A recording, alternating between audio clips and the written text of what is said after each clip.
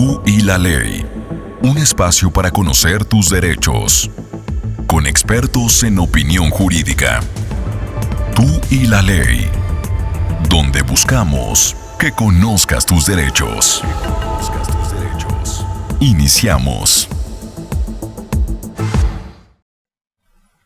Hola, ¿qué tal? Buenas noches. Bienvenidos a este programa Tú y la Ley, donde nuestro propósito es que ustedes conozcan sus derechos y en especial acercarlos a la verdad de los procedimientos jurídicos. Este programa es auspiciado por la Fundación Juan Pablo II. Mi nombre es Elena Castro, soy licenciada en Derecho y les doy la bienvenida. Tú y la Ley, donde buscamos que conozcas tus derechos. Buenas noches, nuevamente les doy la bienvenida y quiero iniciar haciéndoles una pregunta. ¿Cuántos de ustedes se han visto afectados cuando una persona fallece y los problemas legales que vienen con eso no tienen idea de cómo resolverlos, o una vez que han iniciado el procedimiento se les han presentado problemas que ni se imaginaban que iban a aparecer? Esta noche vamos a hablar sobre las sucesiones, sobre la herencia, y me acompaña el licenciado Jesús Enrique Castro Pérez. Abogado, buenas noches. ¿Qué tal? Muy buenas noches, bienvenidos. Vamos a empezar con qué es lo que pasa cuando una persona fallece, obviamente refiriéndonos al ámbito legal. Bien. Cuando una persona fallece, quiere decir que todos los bienes que él adquirió durante su vida, bienes, derechos y obligaciones, o sea, las deudas, se van a transmitir a quien acredite ser el heredero, quien tenga una relación con el difunto. Me gustaría aclarar, muchas personas, yo he escuchado que se refieren a este tipo de juicios como la herencia, vamos a pelear la herencia, estamos en problemas por la herencia. ¿Qué es la herencia y cómo se denomina al procedimiento jurídico? Bien, la herencia es el caudal hereditario.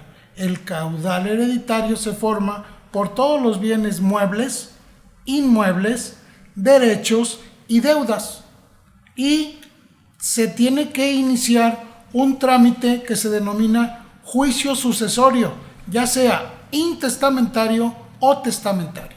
Entonces la herencia realmente son todas las propiedades de esa persona y en su caso deudas. Estamos hablando de carros, casas, acciones, por ejemplo en algún club, en alguna empresa, automóviles, creo que ya lo dije, y por ejemplo alguna deuda, esas también se van a transmitir. Y el juicio, ya dijimos, hay juicio sucesorio, testamentario, que es cuando la persona que falleció deja un testamento, y el juicio sucesorio intestamentario, que es una persona que falleció, que tenía propiedades y que omitió realizar un testamento. Bueno, entonces, una cosa es la sucesión y otra cosa es la herencia. Vamos a dejar primero eso claro. Una vez que la persona fallece, yo me voy a acercar con un abogado y ¿qué es lo que voy a necesitar para iniciar el trámite? Bien, primero, la ley no establece un término después de la muerte para que se abra la sucesión. Se sugiere que sea el término prudente para que los deudos pues, tengan consuelo. 30 días sería lo más razonable. Requerimos acta de nacimiento, acta de defunción y en su caso acta de matrimonio si el difunto fue casado y en su caso también si tuvo hijos, pues las actas de los hijos. Igual las identificaciones de las personas que van a presentar el trámite. Bien. Y la gente se pregunta, ¿tienen que ir todos los herederos, o supuestos herederos, por ejemplo, todos los hermanos tienen que acudir? ¿O puede ir solamente uno, dos? ¿Qué es lo que se recomienda? Bien, nosotros recomendamos que como todos son importantes, todos pueden tener el derecho de ser escuchados. Eso es importante. Que tengan dudas y se las comenten al abogado y que tengan la seguridad que se va a tratar de que a cada uno le toque lo que legalmente le corresponde. ¿Y qué pasaría, por ejemplo, si, hay diversas situaciones en las familias, qué pasaría, por ejemplo, si los hermanos deciden ocultar a uno o a dos que pues no les caen muy bien? ¿Qué pasaría ahí? Sí, no se nos olvide que la herencia siempre trae ambición y esa ambición a veces es desmedida y esa ambición a veces no tiene límites. Entonces, el heredero o el que se cree con mejor derecho pretende siempre sacar la mayor parte e incluso ocultando a sus hermanos, porque hay personas que se van a los Estados Unidos, saben que murió su padre, su madre, pero no pueden venir porque tienen una situación ilegal. Entonces, los que se quedan aquí omiten la existencia de sus hermanos. ¿Y realmente van a poder engañar al juez? ¿El juez no se va a dar cuenta de que existen otros hermanos? Bien, aquí es muy importante porque en esta primera etapa, que se llama denuncia del juicio intestamentario o testamentario, el Ministerio Público va a tomar conocimiento y el Ministerio Público tiene la facultad de recibir información privilegiada tanto del Registro Público de la Propiedad como del Registro Civil. Entonces va a resultar que sí había más hermanos. Entonces no es muy fácil que vayan a engañar al juez para que no se confíen y luego no vayan a andar haciendo pues las tranzas, ¿no? De ocultar a uno para yo quedarme con más. No, lo pueden intentar, pero pues van a estar cometiendo incluso un delito. Bueno, platicábamos qué tan rápido se tiene que iniciar este juicio. Mencionábamos, bueno, la persona ya falleció y luego tengo que ir corriendo ya con el abogado o me espero incluso, no sé, 1 o 2 años. ¿Qué es lo que se recomienda? Porque mencionábamos esta situación en la que pues hay algunos que se creen herederos sin todavía haber sido reconocidos por un juez y pues ya andan ahí queriendo, pues van a la casa y sacan las cosas, ya se llevaron un carro. ¿Qué tan rápido por qué tan rápido se recomienda? ¿Qué situaciones se han visto?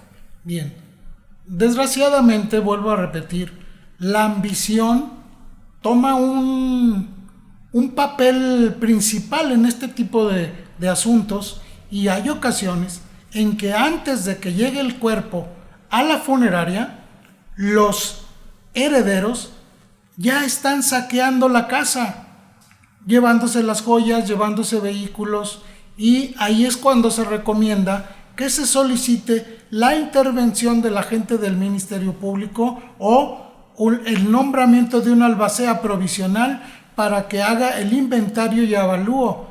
Por lo tanto, en casos como estos, pues se requiere que el juicio se inicie inmediatamente. Entonces, si ustedes tienen una situación así, si es su hermano el que ya fue a la casa o los sobrinos que ya fueron a la casa y ya empezaron a sacar, pues entendemos que es una situación complicada en la que ustedes están pues sufriendo la partida de su ser querido, pero es muy importante que se acerquen con un abogado para que provisionalmente se pueda establecer, digamos, una protección a los bienes de esa persona y pues no empiecen a malgastarlos, a darles un mal uso, a darles un mal cuidado y pues ya en su momento puedan ustedes repartirlo de una manera justa, llegar a acuerdos, pero bueno, les recomendamos que sí acudan rápidamente con un abogado en este tipo de situaciones. En situaciones en las que todos están de acuerdo, igualmente se recomienda que se acerquen, pero pues pueden tomar 1 mes, 2 meses, en el que pues este sabor amargo de la partida de una persona, pues digamos que tienen un tiempo ustedes para vivir su duelo. Entonces tenemos lo que es la primera etapa en los juicios sucesorios y tenemos algunas cuestiones importantes o que consideramos que es importante que ustedes conozcan para que cuando tengan una situación así o si están viviendo una situación así, pues puedan más o menos entender algunas cuestiones que les va a decir su abogado o tengan un panorama de lo que van a ser estos juicios. En esta primera etapa que ya mencionamos que inicia con la denuncia, hay otras cuestiones que es importante mencionar. Bien. Quiero aclararles que la denuncia no es más que simplemente el acto de decirle a un juez, mi padre ya falleció, aquí está su acta de nacimiento y de defunción y hay tantos hijos. ¿Y qué es lo que sigue además de esta primera etapa, que es la denuncia? Bueno, se va a ordenar la admisión de este juicio sucesorio y se va a ordenar un oficio al RENAC para verificar si había o no testamento y se va a ordenar la publicación de dictos. Primero, ¿qué es el oficio al RENAT? El RENAT, mencionémoslo, es el Registro Nacional de Testamentos. Existe una base nacional en el que los notarios, una vez que registran el testamento, ahí quedan todos los testamentos del país. En el caso de que una persona, pues por alguna cuestión, haya registrado su testamento en otro estado. Vamos a manejar el ejemplo de alguien de Guadalajara, que vivió en Guadalajara, posiblemente allá puede ser que tenga un testamento, y también existe un registro local. Entonces es una petición que realiza el juez al registro público para que busque un testamento, porque de pronto puede ser que ustedes tengan su testamento, que digan, es que yo sé que aquí mi papá hizo un testamento, no sé qué, pero resulta que el papá hizo un testamento después. ¿Y entonces qué pasaría ahí? Bien. ¿Si encuentran otro posterior? Es importante precisamente por esto que acaba de mencionar la licenciada Elena, porque el último testamento es el que va a valer. Vamos a pensar que se hizo un testamento en el 2010, pero hoy es 2023. El testamento que va a tener valor es el 2023, siempre y cuando no sea contradictorio el del 2010. Entonces es muy importante que se verifique que el último testamento es el que se va a hacer valer, o se determine que en definitiva no hay testamento. Uh-huh. También se mencionaba algo de los edictos. ¿Qué son estos edictos? Bien, qué bueno que lo comentas.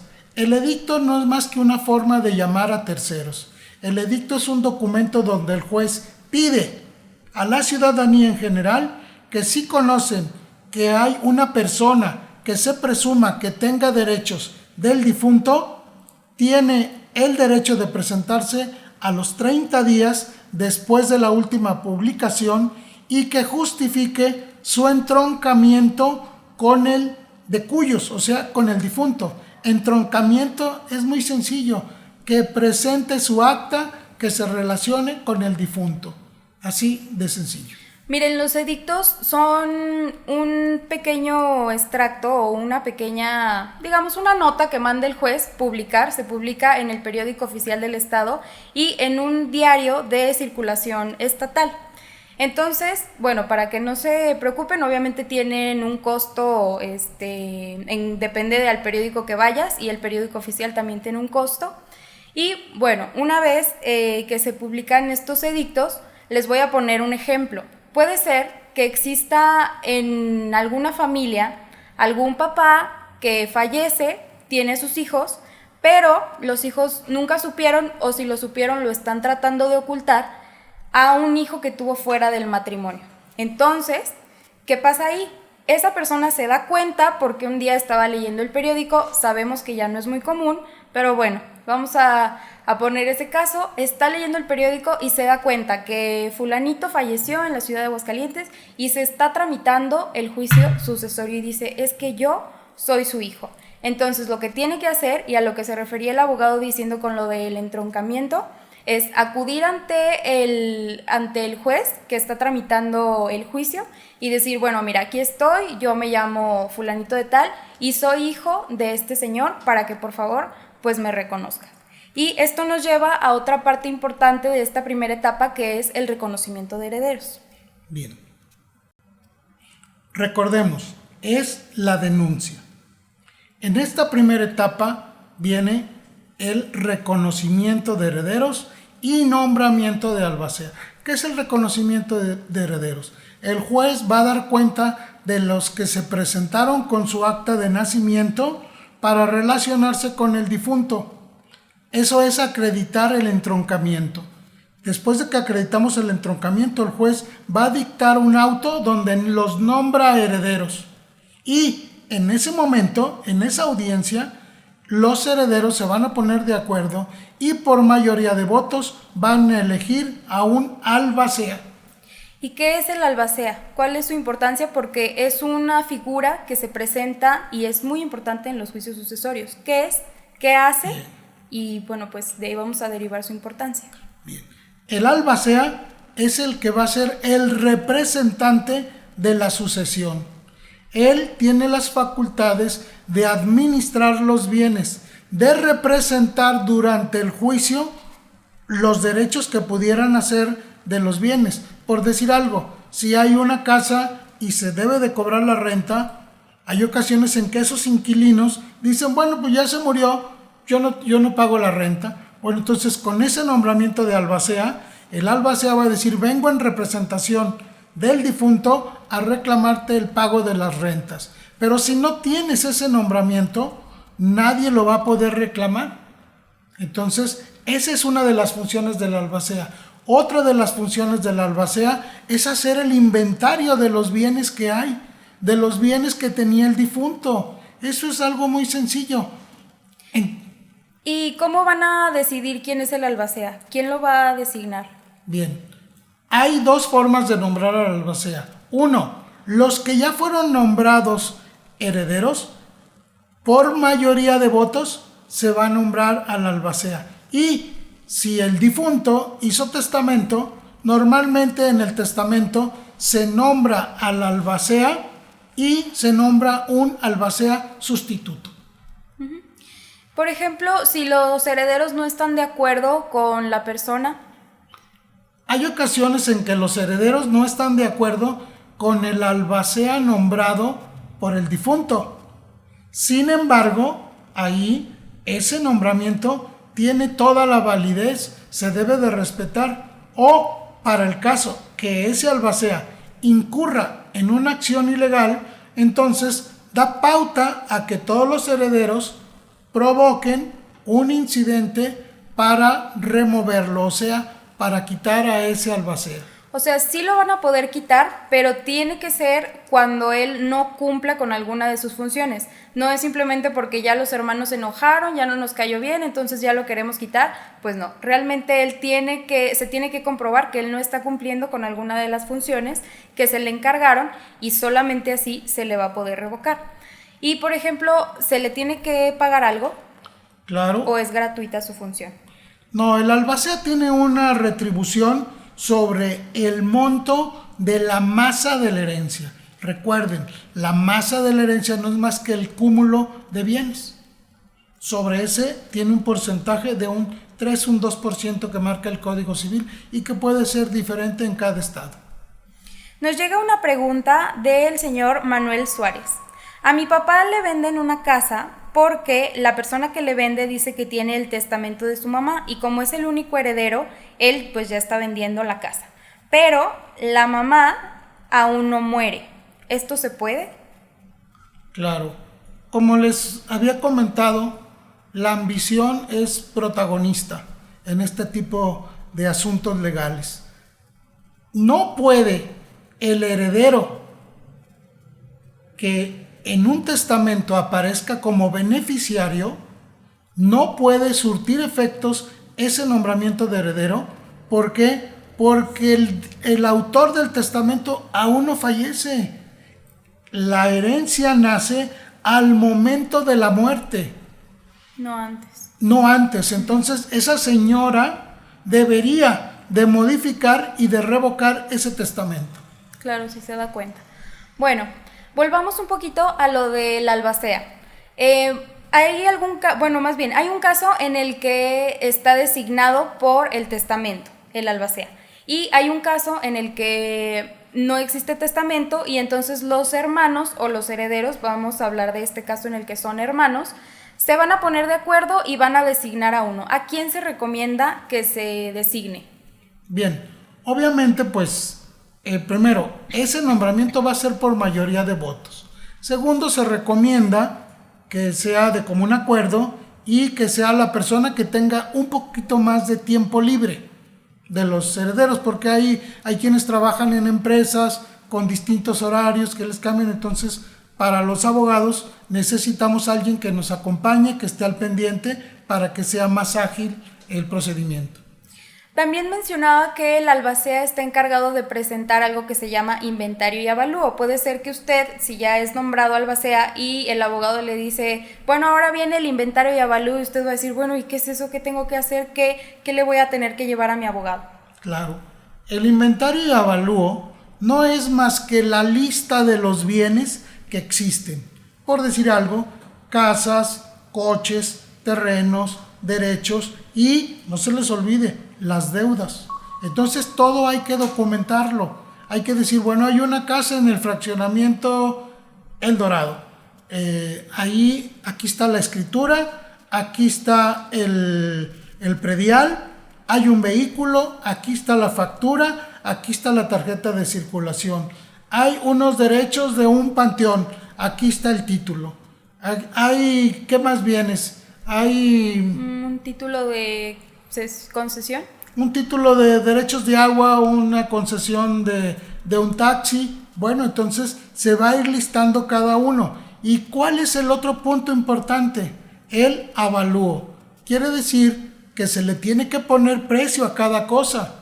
La ley tiene dos opciones y es sencillo. Uno, o nombramos un perito y ese perito va a tener un honorario, un costo, o nos ponemos de acuerdo los herederos y facultamos al albacea para que él, bajo su leal saber y entender, esto quiere decir que se va a informar en el periódico en cuánto tienen un valor, por decir algún vehículo, según un libro, o cuánto vale una casa según las publicaciones están vendiendo una casa en La Barranca en 600,000 pesos, etcétera. Entonces ahí se omite el gasto de un perito evaluador.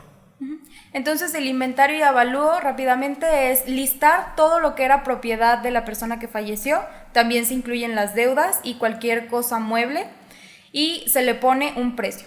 Miren, muchas veces cuando las personas fallecen ya pasa el duelo o a veces aunque no pase y las personas luego ya están investigando, ay, es que tenía tal casa y tenía tales carros y luego pues en internet, que ahorita está a la mano de todos, rápido entras en el celular, a ver, casa en tal lado y ahí te salen precios de tales casas. En el periódico buscas, tenía tal carro, bueno, pues busco uno parecido, ya vi, cuesta tanto y acá cuesta tanto, el de él estaba pues mejor cuidado, le puedo poner tantito más. Entonces, pues realmente la gente ya sabe lo que cuestan los bienes y simplemente hay que pues manifestarlo al abogado y hay que llevar documentos. Es importante que esos documentos sean en original. ¿Y qué pasaría, por ejemplo, hay gente que no encuentra la factura, por ejemplo, el carro del abuelo y no encuentra la factura o las escrituras de la casa, es que no las tengo, ¿dónde las consiguen? ¿Qué pasa ahí?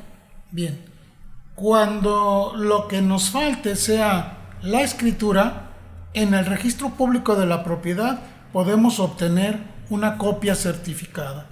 Sí es importante que acompañemos, por decir algo, la factura de un vehículo, pues se requiere porque hay que acreditarlo.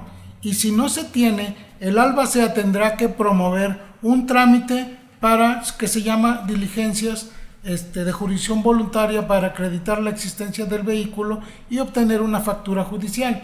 Pero sí es muy importante que sean documentos originales que se van a acompañar al juicio en esa segunda sección de inventario y avalúo y luego se van a turnar al notario correspondiente. Esta sería la segunda sección, lo que le estamos platicando ahorita del inventario y avalúo, que es muy técnico, es la segunda sección. Y nada más para que tengan más o menos una idea, el juicio tiene 4 secciones, ya nada más nos quedarían 2. Que es la tercera y la cuarta sección. ¿Cuál es la tercera? Rápidamente para que la gente más o menos la conozca. Bien. Entonces, recapitulando. Primera sección, denuncia. Nombramiento de herederos y nombramiento de albacea. Segunda sección, inventario y avalúo. Tercera sección, administración. Quiere decir, si hay una casa que genera rentas, bueno, aquí están, generó 5 pesos de renta la casa de tal fraccionamiento. O no genera nada porque ahí viven los herederos. Se pagó el predial, etcétera. O está desocupada, ¿no? O está desocupada y no genera nada. ¿Y la última etapa? La última etapa se denomina proyecto de partición. Quiere decir que los herederos se deben de poner de acuerdo cómo se van a repartir los bienes. Cuando hay varios inmuebles, son 5 herederos, hay 5 casas, bueno, quizás no es tan complejo dividirse esas 5 casas. Pero ¿qué pasa cuando hay 10 herederos y es una sola casa? Entonces vamos a tener problemas, pues porque lo común es que el más vivo vive en la casa y así se quedó la herencia.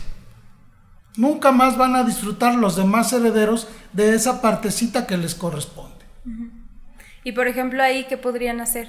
Bien, la ley nos dice que nadie puede estar en la indivisión. Esto quiere decir que la ley permite, mediante un juicio, que esa propiedad se ordene su venta y el producto de la venta se reparta, por decir algo, entre los 10 herederos. O sea, no piensen que ya porque ustedes se quedaron en la casa del papá, ya se la van a quedar y los demás no van a poder hacer nada. Pues no, siguen teniendo más opciones. Esas personas que se quedaron fuera, que sepan que tienen opciones, y la persona que está dentro, pues que no se confíe tanto, ¿verdad? Claro, porque ese procedimiento se llama término de la copropiedad. Sí, nadie está obligado a compartir, vaya, si no quiere. Pongámoslo de una manera más simple. Sí. Este juicio, ¿con qué termina? ¿Qué es el documento o qué es lo que nos va a dar la señal de que este juicio quedó completamente concluido? Bien, los juicios sucesorios terminan con la adjudicación. ¿Qué quiere decir esto? Es muy sencillo. Terminan con la orden de que se escrituren los bienes y terminan con la entrega de los bienes a cada uno de los herederos. Por decir algo, hay joyas, quedamos que se le van a repartir a Juanito. Juanito, aquí están tus joyas. Puede ser delante del juez o de manera económica, los herederos se ponen de acuerdo y se hacen entrega de cada uno de los bienes que forman parte de la masa hereditaria, que quiere decir el conjunto de bienes que existen en la sucesión. Muy bien. Tenemos una pregunta. ¿Qué pasaría, por ejemplo, si ya terminó este juicio y ya estamos por escriturar, pero queremos evitar que existan dos escrituras porque la casa decidimos que la vamos a vender? Entonces, ya terminó el juicio, se decretó que es para los 5 hermanos, pero la queremos vender a un tercero, entonces para hacer una sola escritura, ¿es posible? Bien, yo recomiendo que el momento idóneo para vender es al momento de que se nombran herederos.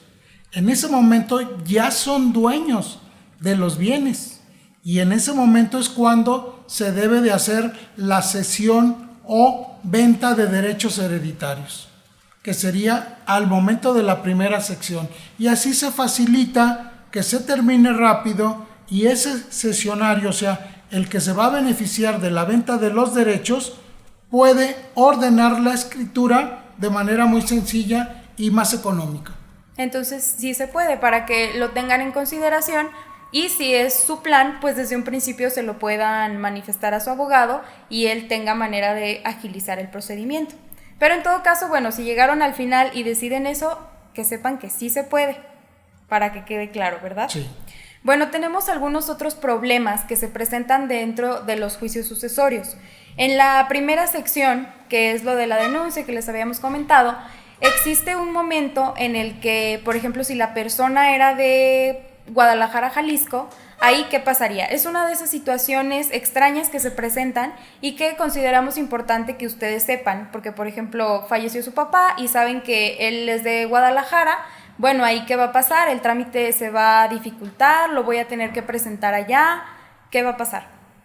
Bien, cuando una persona nace en otro estado y fallece en otro estado, la competencia puede ser, la competencia va a ser ¿qué juez es el que va a conocer del juicio? Bueno, puede ser el del lugar donde nació, el lugar donde falleció o el lugar donde se encuentren los bienes. Entonces, esas son las reglas. Y si, por decir algo, fallece en Aguascalientes, pero nació en Jalisco, bueno, pues se va a ordenar la publicación de un edicto en el estado donde nació. Miren, volviendo al ejemplo que les ponía de una persona que nació en Guadalajara, Jalisco, y luego se vino aquí a Aguascalientes. ¿Qué pasa? O sea, ustedes van a decir lo que mencionaba el licenciado de la competencia del juez. ¿Qué quiere decir? Ustedes van a decir, bueno, es que mi papá creció y nació allá en Guadalajara, pero luego se vino aquí. Voy con un abogado de Jalisco, voy con un abogado de aquí de Aguascalientes. Bueno, va a depender de dónde están los bienes, de eso, de dónde nació o de dónde falleció, dónde fue su último domicilio. Ustedes pues tienen la posibilidad de elegir en dónde lo van a poder tramitar. Entonces, donde a ustedes les convenga, puede ser que ustedes sean de, por ejemplo, de La Chona, que ya pertenece a Jalisco, y decidan tramitarlo allá en Jalisco, decir, no, me queda más cerca Aguascalientes, y los bienes están aquí en Aguascalientes, tienen la posibilidad de tramitarlo en este estado de Aguascalientes. Y lo que les comentaban de las publicaciones que se van a hacer allá en Guadalajara, quiere decir que el juez de aquí, de Aguascalientes, le va a decir, oye, juez de Guadalajara, por favor, publica tú la información de que esta persona falleció y que se está realizando la sucesión. Ese trámite, pues lo tendrían que llevar personalmente, ya sean ustedes o ya sea por conducto de su abogado, pero lo tienen que llevar personalmente ante el juez del otro estado para que lo sepan, y si tienen una situación así, que su familiar es de otro estado, estén conscientes que van a tener que realizar algún viaje, incluso pues hasta más por algunas cuestiones de trámites que se presentan. Puede que tengan varias vueltas a algún estado diverso, para que estén conscientes, porque es uno de los problemas que se presentan muy comúnmente en este tipo de juicios. Otro de los problemas que se presentan, abogados, son los nombres. Bien. Sí, hay ocasiones en que tenemos, por decir algo, M.A. Medina Pérez en el acta de nacimiento, y luego en el acta de función le ponen María completo, y luego en el acta de matrimonio viene M.A. o M.A. sin punto.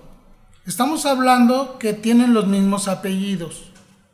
Ahí el juez puede, no siempre lo hace, puede determinar que se trata de la misma persona, pero hay ocasiones en que dice M.A. Ramírez Pérez, y en el acta de matrimonio dice M.A. González Pérez. Entonces estamos hablando que ya se trata prácticamente de una persona muy, muy diferente. No es el error de M.A. o M.A. María. No, es una persona muy diferente. Entonces, en ese caso, se tiene que hacer un pequeño trámite que es de jurisdicción voluntaria, y con unos testigos, de manera muy sencilla, se acredita ante el juez que esas dos personas son una misma persona. Se va a dictar una resolución y esa se va a acompañar. Sí, este es un problema muy común. Anteriormente, no sé si todavía, pero lo hemos visto con personas más grandes, acostumbraban mucho cambiarse el nombre de un trámite a otro, porque los bautizaban como Mariana y no les gustaba. Entonces, al momento en el que se casaban, decían, pues me pusieron Mariana en mi acta de nacimiento y en mi bautizo, pero a mí no me gusta, entonces me quiero llamar Julieta. Entonces, tenemos esos problemas, y obviamente el juez dice, no, es que espérame, son personas completamente diferentes, simplemente es comparar los nombres, y se presenta muy comúnmente este tipo de problemas. Como decía el abogado, hay problemas, por ejemplo, en el M.A. M.A. sin punto, María, ese tipo de cuestiones. Al momento en el que el juez tiene un cúmulo de documentos, pues se da cuenta que realmente se trata de la misma persona, y solamente en el juicio permite que se distinga como una sola. Pero, como les decimos, hay otros en los que no los va a reconocer. Entonces, si ustedes saben que existe una situación así en su familia, o ustedes mismos están en esa situación, es preferible que lo resuelvan previamente, antes de que se vaya a presentar una situación de que alguien fallezca, y entonces se van a tener que hacer muchos más trámites. Hagan un solo trámite previo, arreglen esa situación.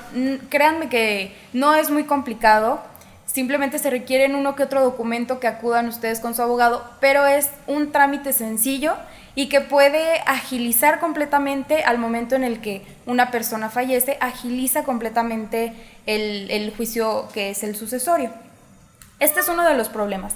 Otro problema que se suele presentar en este tipo de juicios es las personas que hicieron vida de casados, pero nunca tuvieron un acta de matrimonio, nunca registraron un matrimonio. ¿Qué pasa en estos casos? ¿Esa persona se va a quedar sin derechos? Bien. Eso se denomina concubinato. ¿Qué es el concubinato? Es la relación que existió entre dos personas que tuvieron hijos y que la ley exige que mínimo tengan 5 años de vivir bajo un mismo techo o hayan procreado hijos. Eso se llama matrimonio de facto, concubinato, y se tiene que acreditar ante un juez.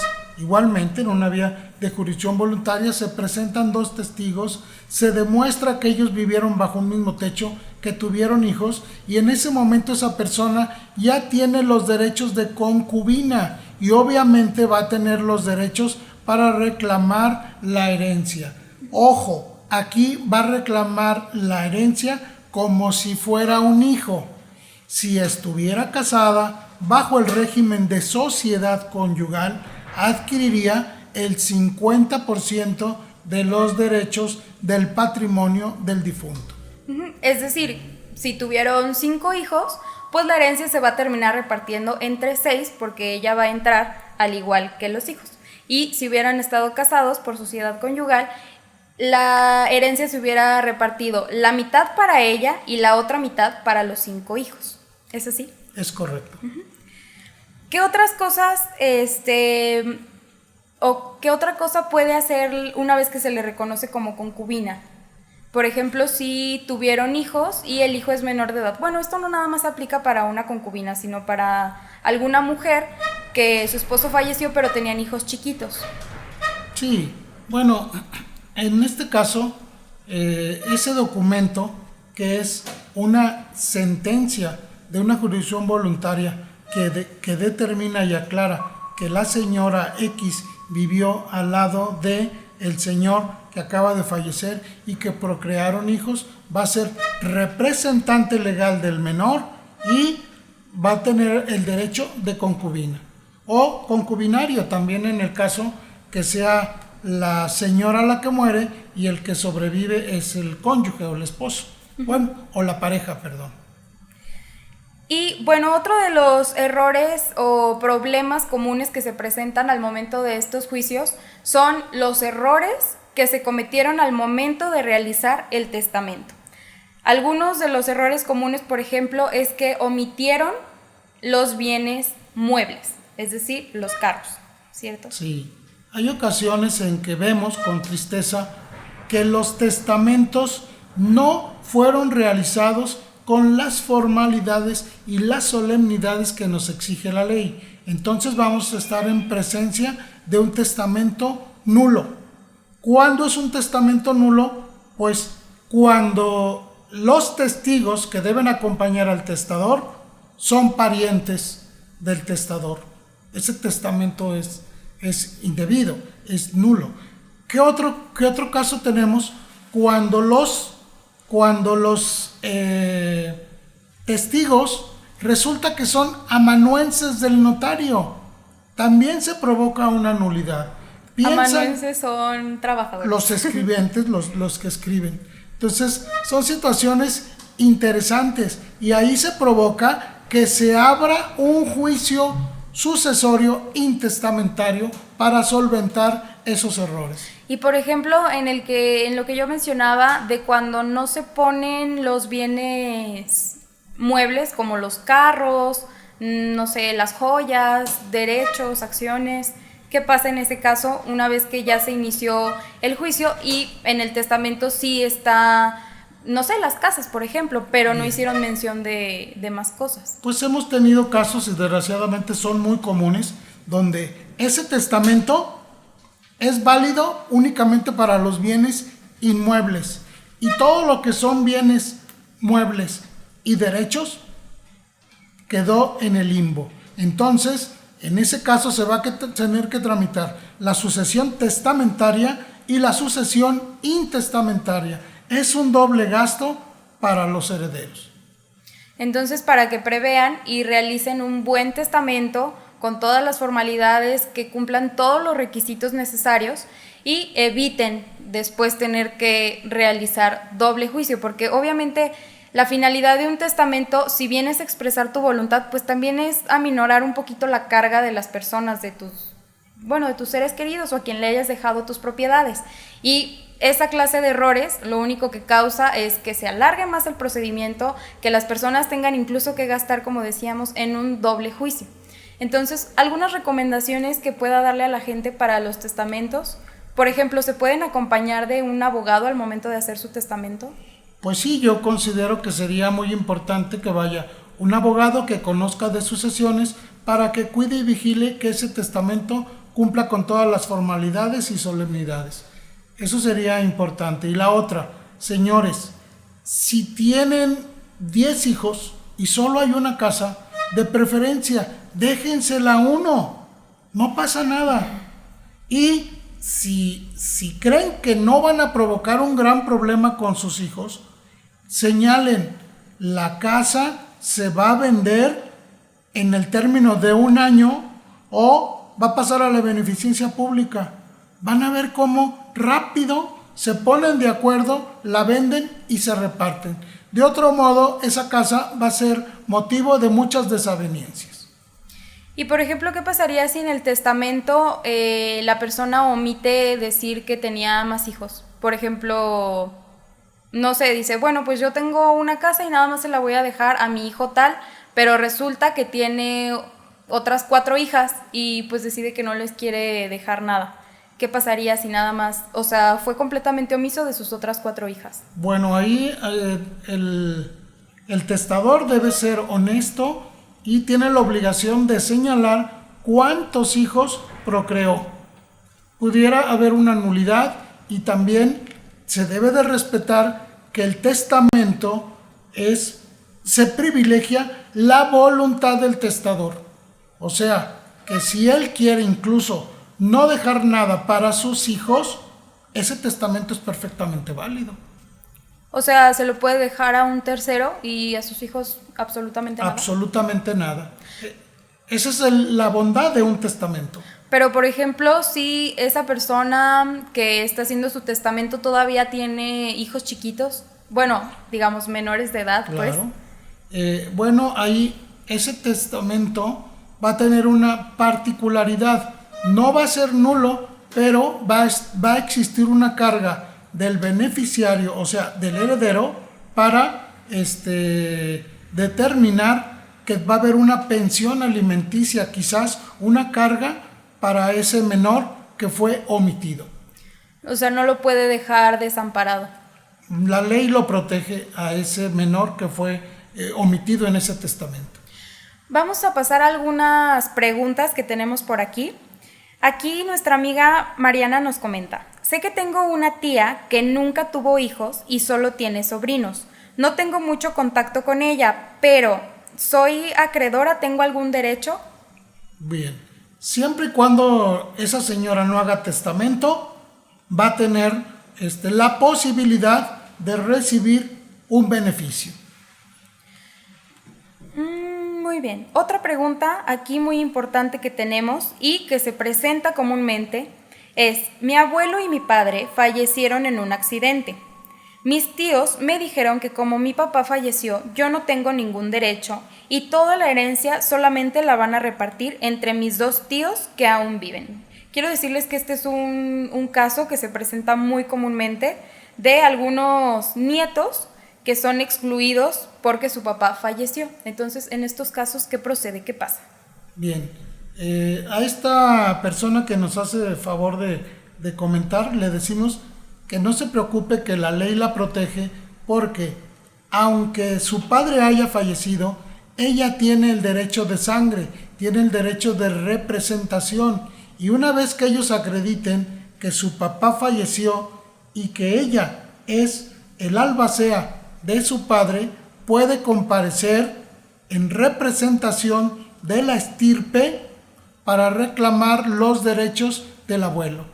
No tiene problema, es un poquito largo, pero es sencillo. Al final de cuentas, sí tienen derecho y sí tienen manera de reclamarlo. Es para que se acerquen con un abogado.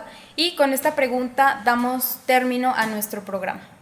¿Algo que quiera comentar a modo de resumen? ¿Alguna recomendación para los que nos ven y escuchan? Pues que sí recomendamos que hagan su testamento, que sean muy cuidadosos, que tomen su decisión y que sepan que los hijos tienen que hacer su patrimonio y que los padres podrán disponer de sus bienes en el momento que estén pues ante el notario, que no se tienten el corazón, porque la idea del testamento es evitar problemas.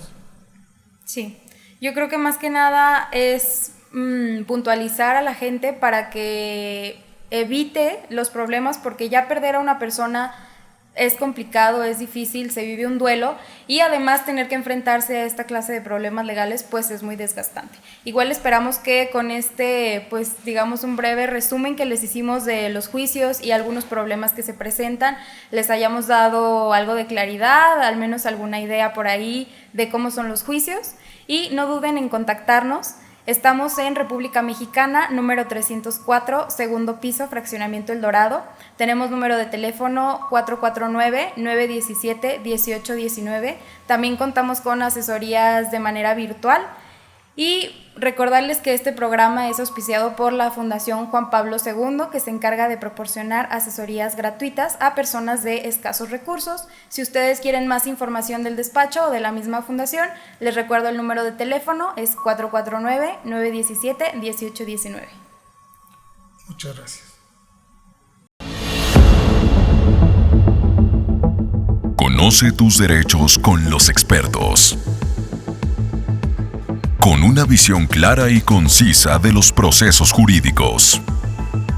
Por parte de nuestros abogados, Elena Castro Villarreal y Jesús Enrique Castro. Tú y la ley. Donde buscamos que conozcas tus derechos. Hasta la próxima emisión.